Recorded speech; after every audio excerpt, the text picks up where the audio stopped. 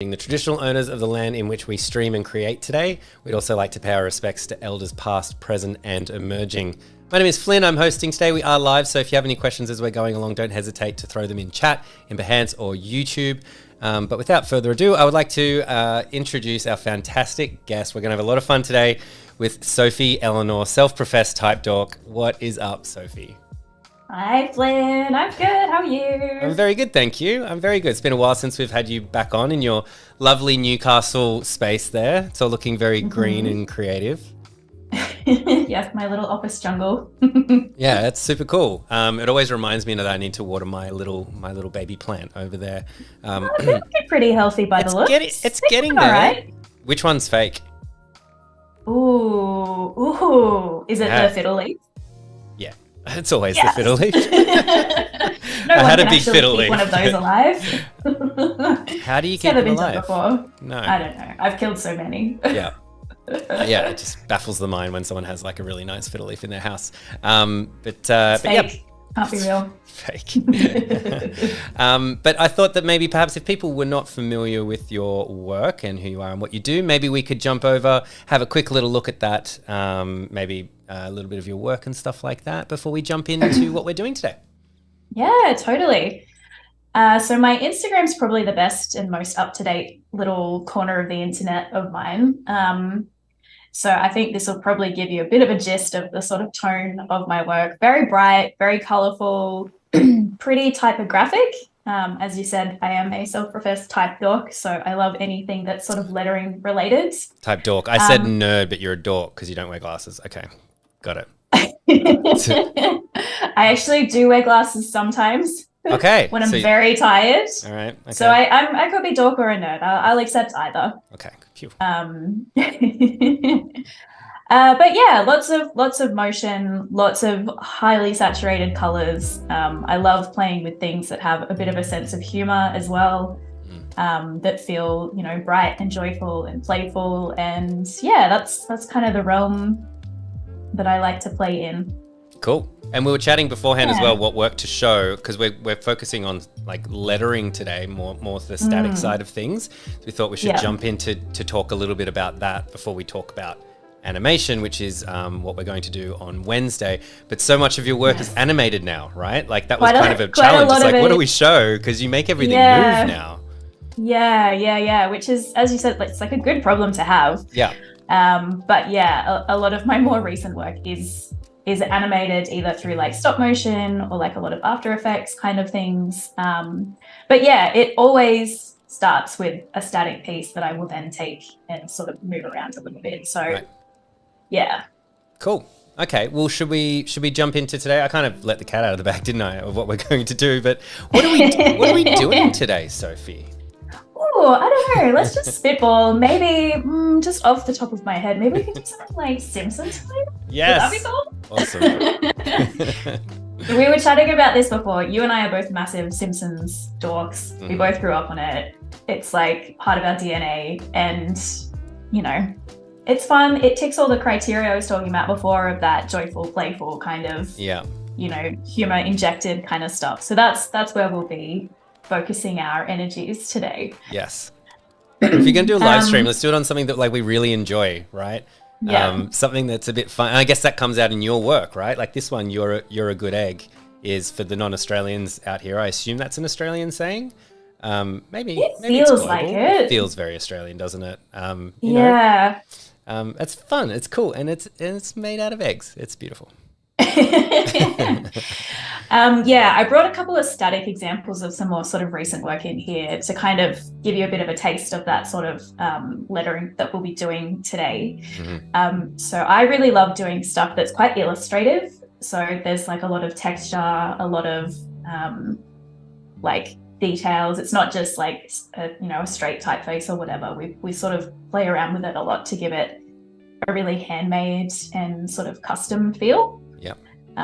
Which I think has lots of personality. It feels really like, it feels human, it feels friendly, and yeah, it's the sort of stuff that I constantly gravitate back towards. So cool.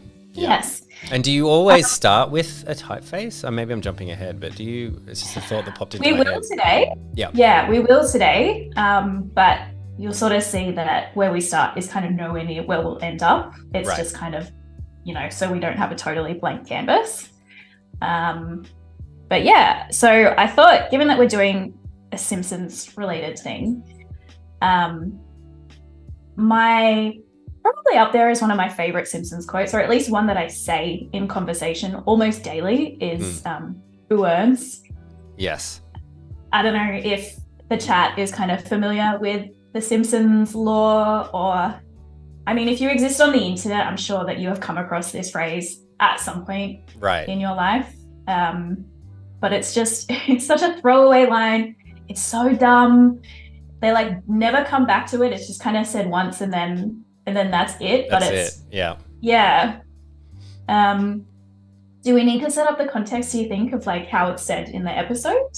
Yeah, let's go for it. So I'll give you a break from talking because you're going to do all the talking. But so they're watching a film and then everyone's booing because Mr. Burns makes this like incredibly like self-centered, film where he comes across as, smart and talented and strong and all that sort of stuff. And everyone's booing, but they can't, Burns can't hear them. And so saying, you saying boo or are you saying boo earns, like his name, like they're happy about it. And then Mole Man here, who's actually 26 years old, I think, in Canada. I'm 31 years young. That's it, 31, thank you. There's going to be a lot of this, you guys. And everyone's like boo and throws things at him to like really hone in that they're saying boo, but Mole Man was actually saying boo earns. He just very feebly just kind of like, he's like this tiny withered old man and he's just like, I was saying boo earns. And it lives on in infamy. There you go. Great line. Great meme. Yep. So boo earns is where we're starting today. That's where we're going to do something that's like a little bit textured, a little bit gooey, kind of in this sort of realm here. So shall we just start? Let's get into it. Reminder as well. I don't know what the age group is in chat, but if you have a favorite Simpsons quote, I'd love to hear it because oh my God, yes, it would be very exciting and make Sophie and I giggle reading it out. For nothing more than nostalgic memories. So that would be super great. If we're showing our age, like it's such a Simpsons thing is such like a, I don't know, Gen X millennial like sort of thing as well. Yeah. I feel like people always have the shows that they started on. It's like what The Simpsons is us. And I guess, I don't know, it's almost like SpongeBob or something. Like I don't know where it sits in terms of like what the 10 years younger than us watched. I don't know what it is. SpongeBob? I don't know. I'm just trying to... I feel like... the kids in the hula hoops, the SpongeBobs. I need to turn off my mic. I used to know what was cool and then they changed what it was. Perfect. Yeah, exactly. It'll happen to you. I also would have accepted old man yells at cloud. I feel like for us, The Simpsons was like the one show that was on. You, like before dinner after you got home from school. Mm-hmm. But there are so many, there's like a million different streaming services. There's so many other incredible shows on that. I feel like it just sort of splintered. So I don't know if there's like one like hero kind of like unifying replacement show. Yeah. I feel like maybe that doesn't exist anymore. Yep. It was either this or watching the news on ABC, and that wasn't exciting. The theme was kind of a banger, but after that it was all downhill. Sure. Yep. So I'm just starting with a text box. I've literally just typed this out.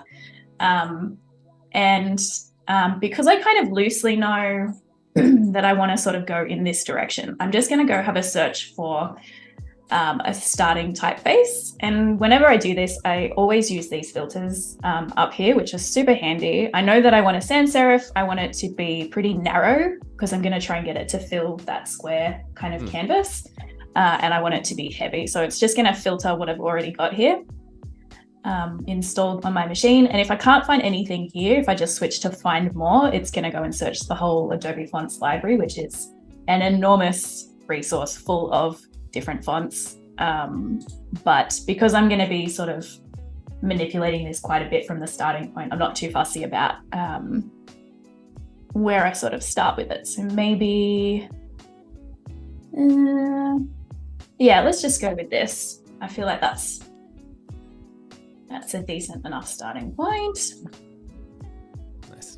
By the way, thanks everyone for sharing their favorite Simpsons quotes. I won't read them out just yet because we probably should start doing some design stuff, but I'll wait a little bit and then we'll have a bit of a we've got some intermission. Good ones. Yeah, and it'll just be nice.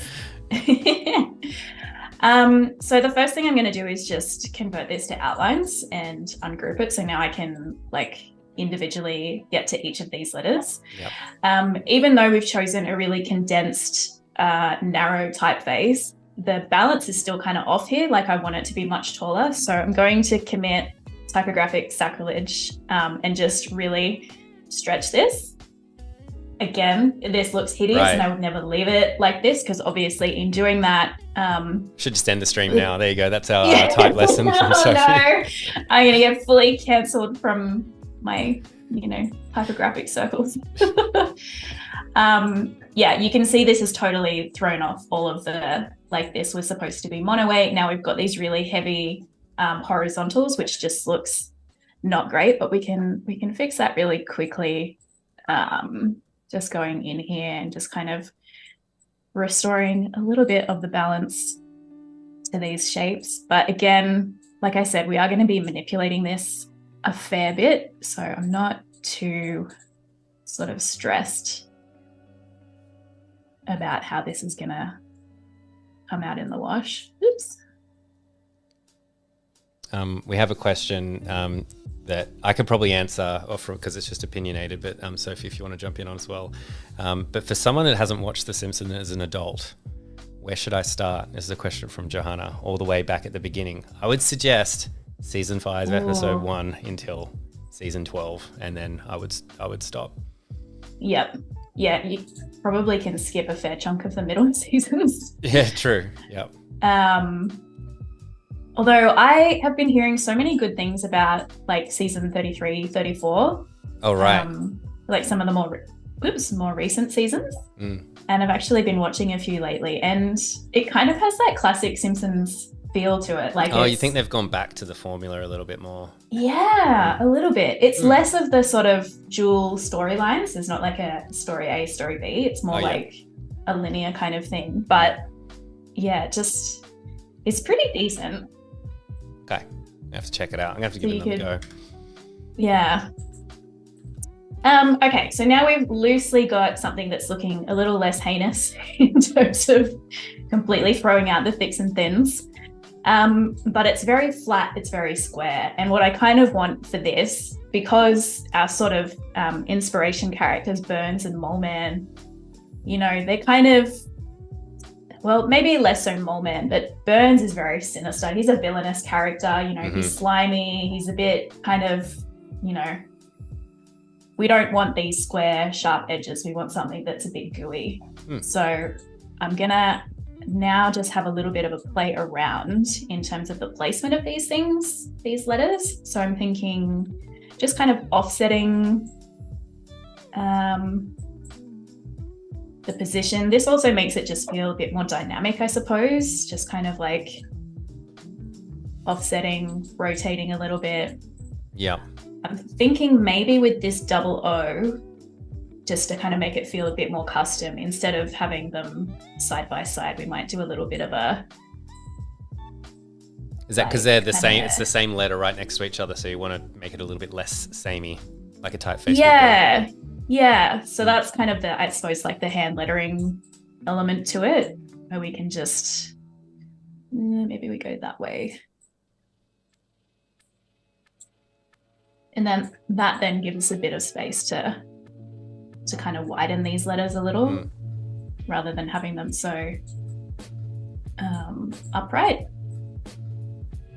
So again, this is looking pretty not great. But I think once we've sort of loosely got a position sorted, so they're sort of tessellating together a little nicer, now we can start going in and really like molding this into something that's a bit more fun. I'm kind of looking at this thinking there's a nice space under here where this leg might kind of tuck out. Right. And that might feel like a bit more custom and a bit more sort of specialized. I can definitely maybe bring the bottom bowl of this B out a little to fill this space here. Maybe the top of this N might kind of curve over the S. Maybe I'll just bring this guy down a little bit so we're not quite so square, because I'm trying to go for a bit of this sort of bumpy, bouncy baseline. And that B's looking a little bit straight for my liking. I think we want to rotate it in a little. Cool. The other thing that I'll do whenever I'm kind of working on this sort of hand lettering is I will always take a copy and just chuck it on the side before I go and make any other major changes, just so I can kind of track my process. Yeah. And I noticed that you kept the font there as well. You kept the font there as well. So if you wanted to go back and you're like, what actually font did I start this at? Like later down the track. Yeah, just to kind of make sure, you know, have I completely strayed too far from the DNA of the original material kind of thing? So I'm just going to really quickly, so I'm using the Apple Pencil here and just drawing on my iPad because I feel like it's a little bit more of an organic process doing it that way. But I will always use the pencil tool for this, sort of way more natural to me to be doing it this way. So the pencil tool in Adobe Illustrator, like from the toolbar over on the left, that's just the normal pencil? Yep. This guy over here. Yep.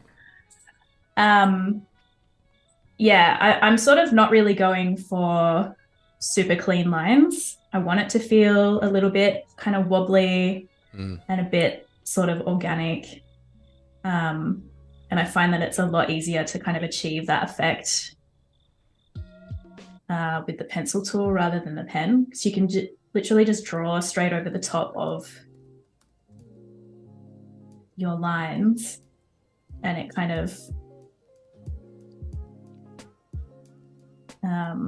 will just adjust to your outlines. Yeah, so are you holding anything particular down or anything while using the pencil tool to do this? Or do you, as you're drawing over it, just the shape kind of jumps over? So long as I've got my, I use the direct selection tool to make sure that I've got my path kind of highlighted. As soon as I draw over the top of it, it knows that that's kind of what I'm working on. And it needs to be the direct selection tool? Can't be the other dude, whatever he's called. Yeah. The selection tool? Selection tool? Thank you very much. Hey, let's get back to some of these Simpsons quotes that came through. Let's do that. We got Steamed Hams by Laura. Of course. Perfect. That talk about like something that like lives on beyond the episode. That must be the favorite, right? Like that meme has just been mashed up like so many times. In this economy, what is it? Like in this part of the country. Aurora Borealis. Yeah. Okay, yeah. Localized entirely within your kitchen. Yes. Can I see it? No. The kitchen's just on fire. It's great. It's perfect. Yeah. We also got money can be exchanged for goods and services. That's a great one. A classic. Where Homer can't decide what to do with his money. Explain how. My cat's breath smells like cat food. Christine. Yeah, we love a Ralph. It's amazing. I almost said thanks, Ralph, for the suggestion, but you've put who the quote was, which is great, very good. And Nick's thrown in. I was calling her Crandall. She's a really great one. I think if I remember correctly, that's when they're talking about Mrs. Krabappel, I think. Yeah, and I was like, definitely. I was calling her Crandall. I'm calling her Crandall. I think. Oh dear. So good. Great. Thanks for the laugh. Like even just like getting a quote that you weren't expecting, it's so funny. There's so many good ones. Do you have a favorite, Sophie? A favorite quote is a really hard thing to choose. It could be quote or scene. A scene? I feel like, again, there are so many, and like watching back some of the older episodes, I'm like, this is just genius. Like, I can't believe how just the jokes per minute kind of pace of things is some of those great episodes. You're like, I can't believe that joke is in this episode too, like kind of thing. As well as everything else. Yeah. I think maybe one of my favorites, at least I have such a distinct memory of watching this episode and absolutely like cackling, rolling on the floor for like a good 10 minutes after this scene it's the Max Power episode. Yeah. And I can't remember why exactly, but they end up changed to tree trunks. I think they're doing some sort of like environmental he's doing with the other like rich, successful people that he meets at the party, and then they go immediately from the party to a protest that Homer has no interest in being a part of, and they chain him to a tree. Yeah. But there's a scene where the cops are trying to chase him, but he's tied like with a chain around his belly to the trunk of a tree. So they're just chasing each other around a tree trunk in circles. And it's just one of the cops going, like after chasing, doing like 3 laps going, you better go for backup, chief. And I just thought, like, it's so dumb. It's so silly, but I just like... Yeah, I have a really clear memory of watching that scene because they like, both crying with laughter. Because the second person comes and they both run around. The just makes 2 of them running around the tree. Great scene. Great. What about you? Do you have like a? I have an obscure scene that makes me laugh like once every couple of weeks. And I'll be like walking my kids to school or something, or like it'll be in the shower, or I'm like mowing the lot. Like it'll be some thing where I'm, my brain was allowed to fade off. It's it's pretty obscure though. Yeah, that's where it goes. And Krusty's running for office. For like Capitol Hill kind of thing, and he's being interviewed on Fox. Like they actually say that it's Fox News because they always make fun of Fox. And the person that introduces them, it's going to be a debate, and he introduces Krusty and he's like, welcome to beloved children's entertainer, Krusty the Clown. And when they cut to him, he has a halo over his head that they've like drawn on the camera feed, and he's standing in front of like a waving American flag. And then it's like, and they introduce the other candidate, and they just go, and this guy, and they, and he's got horns, obviously, like drawn in, and like the Soviet like hammer and sickle behind him. And he says, "I have a name," and the guy goes, "Yes, I'm sure you do, comrade."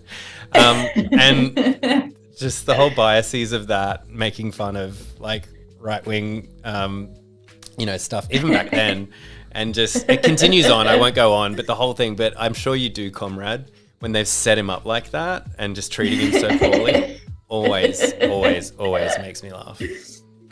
That's great. That is fantastic.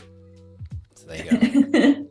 Is that one you can use in conversation? No, at all? Not at all. Like, no, it's just like a scene that will pop by and you'll be like, yeah, good stuff. Yeah, a little laugh to yourself. For quotes, it would be "Another day, another packet of stolen pens." Do you know that one? Set it up for me. A throwaway scene again, but yeah, it's random. I couldn't tell you what episode it's from, but Homer's just leaving work and he's obviously just stealing pens, and he throws like a packet of pens into his back seat, and the back seat is just covered with pen packets and open pens everywhere. And it's like, another day, another packet of stolen pens. It's just gets in his car and drives off. Oh dear. That's great. So good. Anyway. All right, so we've got a loose sort of structure here that's kind of starting to take shape a little bit. If we compare it to kind of where we were here, you can kind of see that it's, it's sort of nothing from where we were started, but definitely got a lot more personality to it. I'm sort of looking for places that I can tessellate these letters together and make them sort of feel like more of a unified whole. So I guess that curve of the R kind of tucking down underneath. Now this N kind of curving around the shape of the S, and the S tucking up underneath it. I feel like we could maybe add a little bit more to this. Maybe just looking at this space here, I know I pulled this sort of arm of the U down a little bit, but I'm kind of looking at this thinking maybe we can just add a little blobby serif maybe to the top of this R, just to kind of give it a little bit of... So you can be pretty loose with the serifs and sans serifs then? Like you can just make one. Are you allowed to do that? I think maybe because we've done that, we should probably also add it onto the B, just so it doesn't feel like completely random, which I think might also resolve on the edge of the S. We've kind of got this more organic shape, but this is a very straight line down here. So I reckon if we add the capital B and a capital R are pretty similar in terms of like bones, like structure. Yeah, they definitely share a lot of that same DNA. I guess intentional and like part of the, it's not sort of happening in isolation, that you've thought about it and it is potentially something that's repeated elsewhere. Yeah. And again, I'm not being terribly precious with my outlines. In fact, I'm kind of adding in a bit of a wobble in some spots just to give it that extra sort of wonkiness. I personally just always kind of prefer when things have a bit of a wobble to them. It makes them feel a bit, just, I don't know. I just prefer it. Yeah. Maybe we can kind of fill this space out a little bit here. So I feel like we've kind of got a pretty decent loose sort of base to start with here. It's feeling fairly balanced. We've got a little bit of variation between the thicks and thins. Like this is quite a heavy black area here in the sort of sharp spots of the N. But because we're not, if we were looking at something that was supposed to be perfectly mono-weight, then it would be a different story. But there's a lot of sort of room for not error, but just variation, I suppose, in the weight and all these letters. So I think it's feeling, spacing feels okay. Maybe just in this corner here, we can tuck this O around a little bit. I don't want to square it too much because it's gonna start to go pointy if I sort of wedge it too much into that corner there, but I think just a little bit is good. Oh. That's cool. So you're zooming in and out a bit just to see if it's still kind of legible from a distance. Is that? Yeah, to see if it's legible, to see if the balance is right. I don't want it to be too like top or bottom heavy. I want it to kind of feel centered on the page. So I think we've got a bit of a sort of down, up kind of movement here. Maybe we could bring this leg of the R up just to create a bit more of that similar. But now the fun part is just kind of adding detail and texture. Yeah. So I'll lock these to add a bit of that kind of villainous vibe to the piece. We might add a few little, bump that up a bit.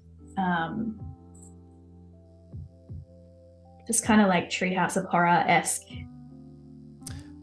drips. Love the Treehouse of Horror. Don't blame me, I voted for Kodos. That one comes up in conversation surprisingly often too. Yeah, that's a good one. Maybe we can add another little guy coming down from the middle of the O. I think one of the things that I really liked, if we look at like the snot face piece that I did a while ago, are these kind of little like stringy like extruded sort of bits, like they were stuck together and they've been pulled apart, and there's like a bit of a... It's like gravity. It's like a bit of weight to it. Shows the Yeah. thickness of... It's not liquid. It's something thick. It's like, yeah, viscous in some way. Nice. So gross. But maybe we could add like a few of those in here just to kind of give it a bit of something. Maybe...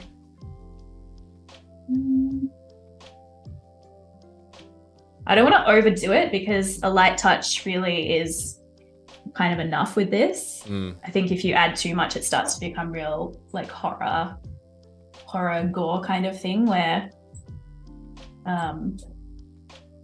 we just want it to feel a little bit slimy.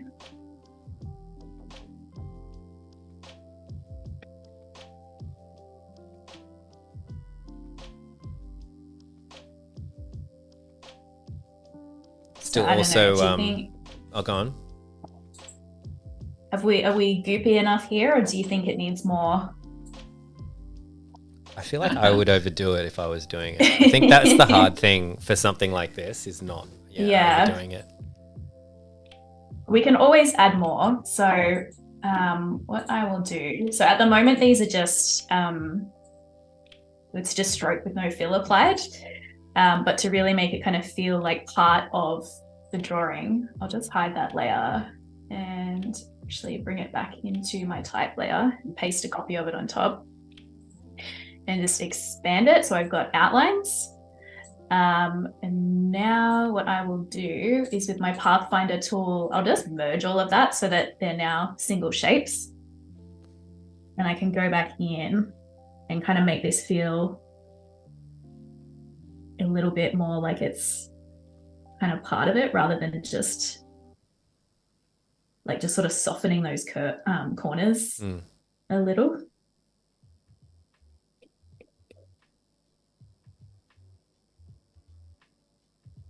Which I think like you can see the difference that makes. It's like really feels like it's part of it now. Yeah.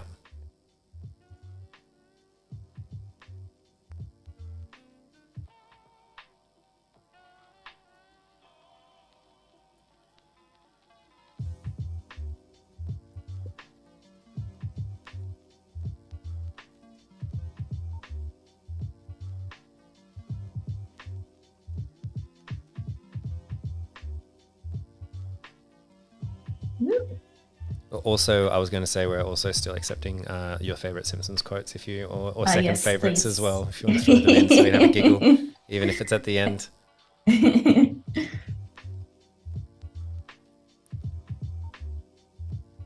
When I was trying to think about this, I had like a running list in my phone, like in my notes app of all the different phrases we could potentially look at. I'm like, oh man, I could just do this for the rest of my life. I feel like there's just so many. There's so many good ones. So many. I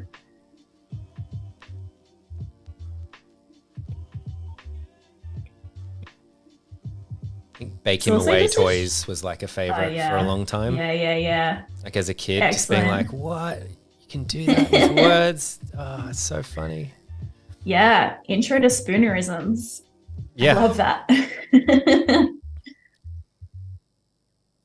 So now we've got this kind of gooey, goopy, blobby looking thing that feels like a little bit villainous, a little bit slimy, like Burns. We can definitely add more detail in though. I'm looking at like the good egg one over here and all these like little sort of dots around the edges that just kind of add a bit more detail. So maybe we can... actually, I'll take another copy of that just so we can compare and contrast. It's quite nice at the end of a project looking through this little journey on the side too and just seeing like, I was about to say, we took it a long way. I was about to comment on that. Yeah, exactly. It's really nice. Do you ever like present like that? Like, do you save that, or do you ever, I mean, we saw Instagram, but do you ever kind of do a, step 1, step 2, step 3, step 4 as a slide, or publish it somewhere like on Behance or a website or anything like, here are the steps? Pretty rarely, actually. I feel like it's something I probably should do more of, but I really just do it for myself. So I can, like I was sort of saying before, just like track my progress and make sure that where I'm heading with it is in the right direction. Yeah. But it is very satisfying seeing it sort of come together like that. These Mr. Burns's dots. Like his liver spots. His little spots. That's totally what they are. Oh my gosh. So good. I'll get inside the spruce moose. But sir. Get in. Oh, this is Gambler. Not mine.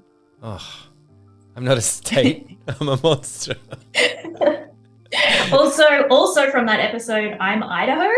Where Lisa has, because remember Marge is like gambling too much, and so she would normally make her costume. Oh, that's right. But Homer has to do it, so he just dresses her up in like a mattress with. Yeah, they're like couch cushions with an orange tape to it. You're not the monster, Lisa. Amazing. Oh, too good. We're doing nothing but Simpsons themed content from now on here at Adobe Live, just so I can have a laugh.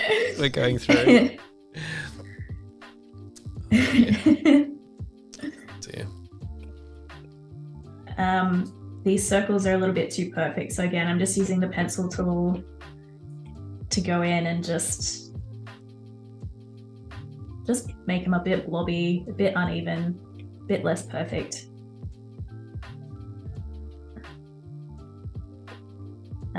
It's a really small sort of thing to change, but like if you kind of look at these two letters versus these two, it does make a difference. Like just spending a little bit of time doing that kind of thing. And I know that you could have shaved a few seconds off if you kind of made a group of 3, a group of 2, and then made them uneven and then kind of copied and pasted them all over, but you didn't do that. You just kind of want them all to be a little bit different, like even at that subtle kind of level. Yeah. It's probably the level of detail that only I would really notice, but I do think it makes a difference. Just like it's the sort of thing where, you know, I probably could have used like the roughen edges tool to get a similar kind of wonkiness to the outline.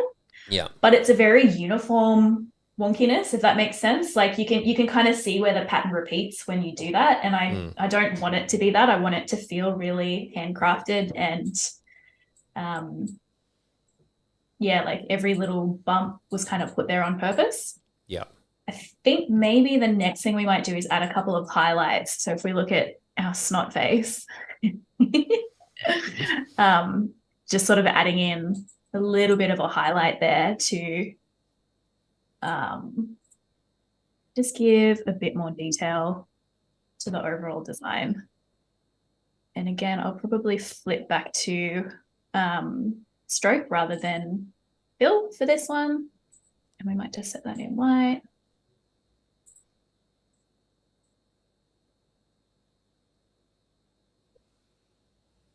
Again, probably don't need to be too precious with this. We're just kind of adding it in to sort of see what it'll bring to the party. I probably don't want it to be quite as thick as the drips, because we want the drip to be kind of the primary feature. Yeah. This is like a splash of light, like a right, to give it a bit of dimension. Yeah.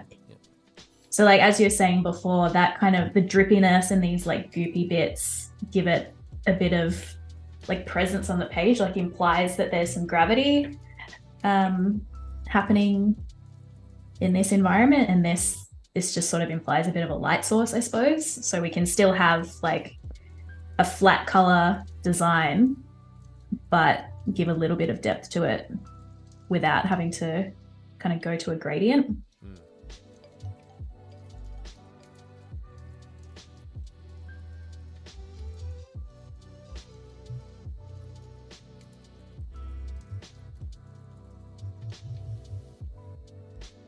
And I think I might just limit it to the tops of the letters. I don't think we need to kind of add too much down here. Could maybe fatten it up a little bit. Just lock these ones.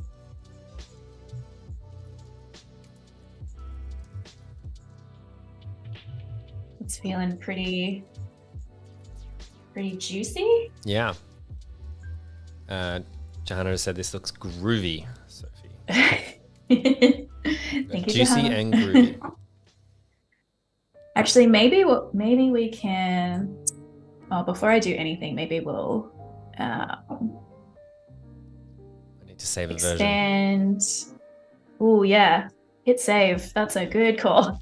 But also, yes, we will save another version so we can see what this all looks like together. It's going to look a bit different on a grey background rather, but that's fine.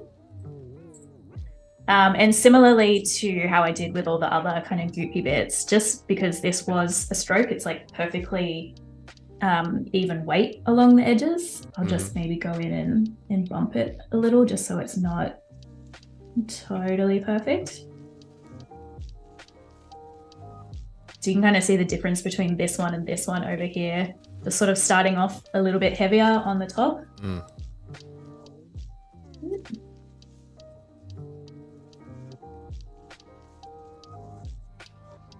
narrowing it when you kind of get to the base a little bit.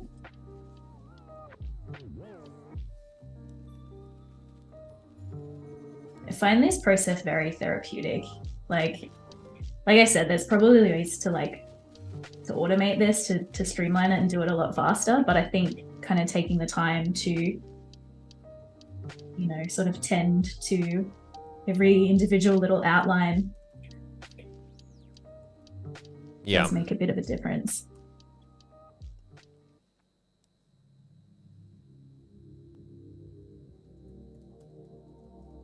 And it's very forgiving too. If you stuff up an outline, you can just draw straight back over the top of it, and the pencil tool is very forgiving. Yeah, I've noticed that. You just kind of do it until you kind of done a section, then you're like, okay, I'm happy with that, and then move on to the next one. Yeah. I sort of feel like it's a little bit like working with clay, kind of. Like you're just starting off with this formless lump, I guess, and then molding it and kind of working it until it's resembling vaguely what you had in mind. Yep.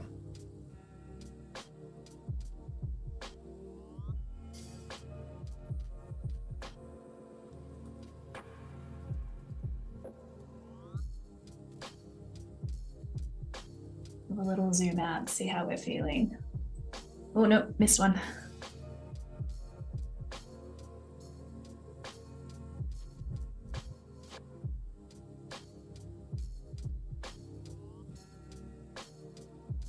Didn't get any other Simpsons quotes, but I'm going to throw in another bit of episode commentary that's become just famous around my family. Do you remember the Ling Wo episode? It's actually a lot later. And I can't remember the type of episode, but it's one of those episodes of a TV show where everything happens in the same day and then you show everyone's perspective and they all interact with each other. Yeah. It's an episode where Lisa makes a character, builds a robot kind of thing. This little tiny robot she calls Ling Wo, which is like a linguistic robot or something. It's not in the first, it's not in that 12 episode, golden years thing. It's much later. Right. And its whole thing is correcting grammar. So it's this really annoying robot, but it talks and says something like, then Lisa starts arguing with him.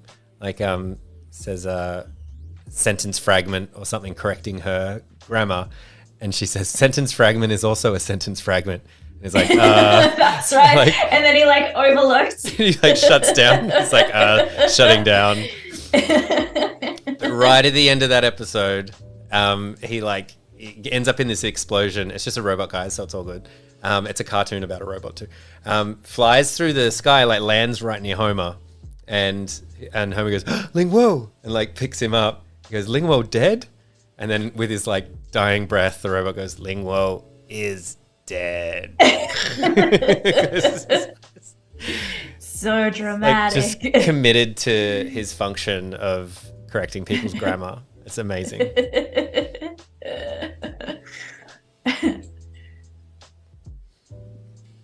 Is a beautiful thing. It is. So yes. I think Simpsons themed content is the way to go for the future.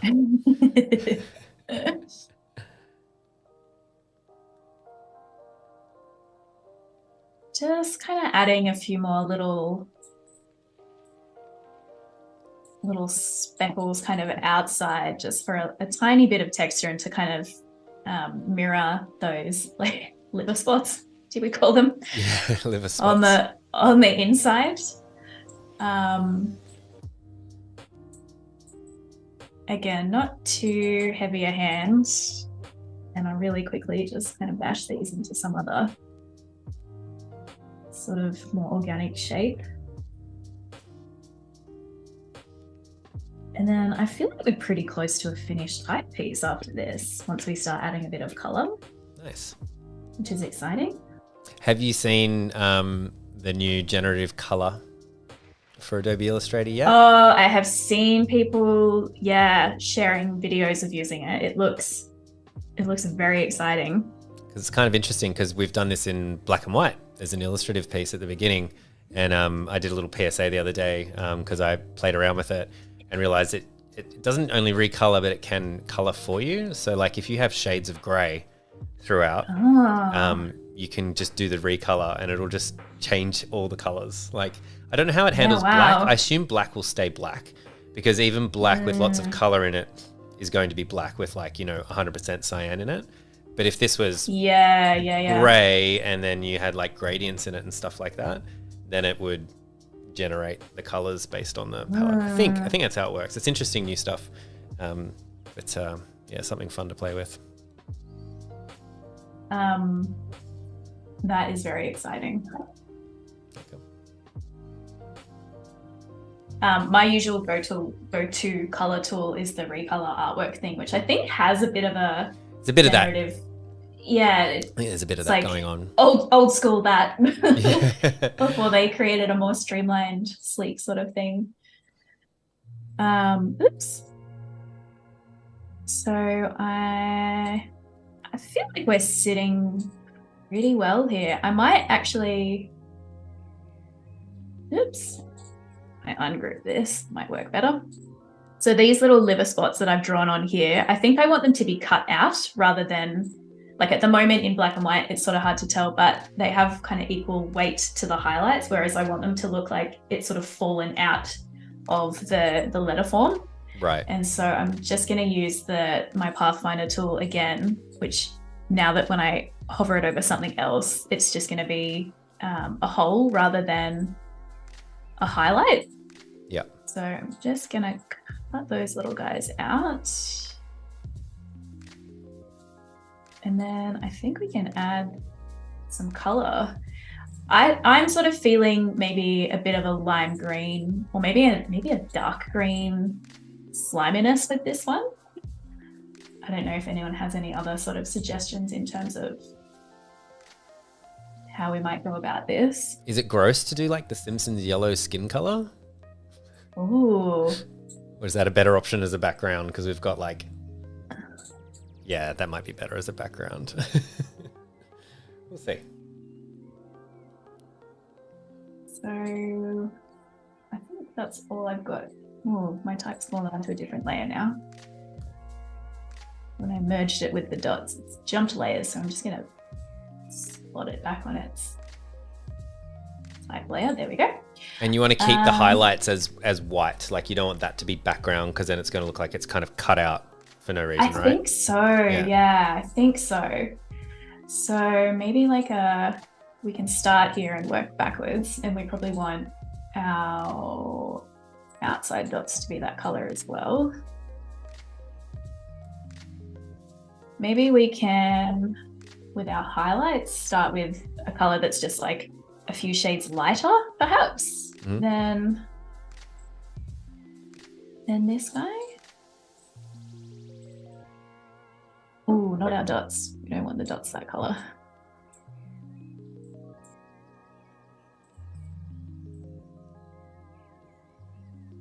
So maybe, and now I've kind of got my colors all sitting in place.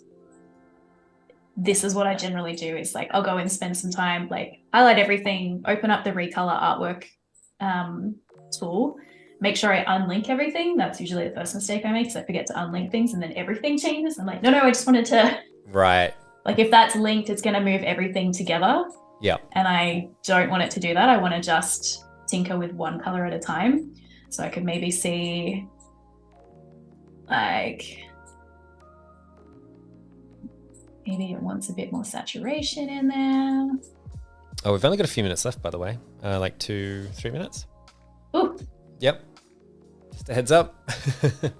Got a little bit excited with all of our Simpsons stuff. But yeah, then this is sort of another kind of layer that I would make here, is then maybe just trying like a bunch of different color variations and seeing what works. Maybe like a soft lilac-y kind of thing, maybe a bit more saturation.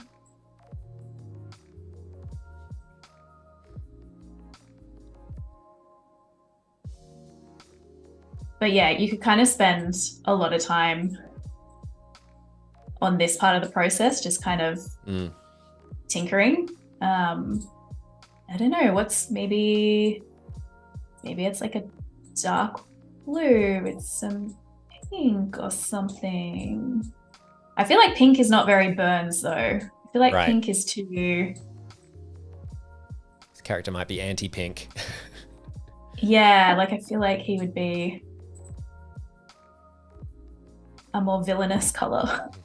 But yeah, you can kind of see like from where we started with this very sort of straight run-of-the-mill typeface, just kind of, you know, extruding things out, rotating, offsetting, squishing, pushing, pulling. Can we zoom in a little bit just on like the top one, just so it's nice and big? Yeah. Folks to see. Yeah, cool, perfect. And we'll scroll down, and then that'll be us. Yeah, just sort of identifying where you can tessellate these shapes to make it feel like more of a cohesive whole. And then adding in that texture, bringing in those just quite minor details that really do bring a lot to the tone of voice. Like from here to here, this has become a bit creepy and a bit, like evil, I suppose. Yeah. And then, as you sort of said before, like adding that light source and that gravity, and then just a few little sort of textural details to give it a bit more grit, make it feel a bit less clean and pristine, like more sort of textural on the page. But yeah, I feel like that feels like the vibe to me. I feel like that's, a good mix of Mole Man and Burns. It is. It's perfect. So we're going to have to leave it there so we have time to plug tomorrow's show. So we will be back tomorrow at 1 p.m. Australian Eastern Standard Time. And same time, so if you're watching this somewhere else, it's exactly the same time as it was today. And we'll be making letters move in, I don't know, I did Spirit Fingers, in After Effects. This means move. That's what's happening. It will also be Simpsons themed. So if you hated that, then I've got bad news for you. If you enjoyed it like we did, then I've got great news for you. Thanks so much, Sophie. Thanks for everyone in chat. Thank you for all the Simpsons quotes. It's been great. And I'll see you tomorrow, Sophie. I'll see you then. Okay, bye. Bye.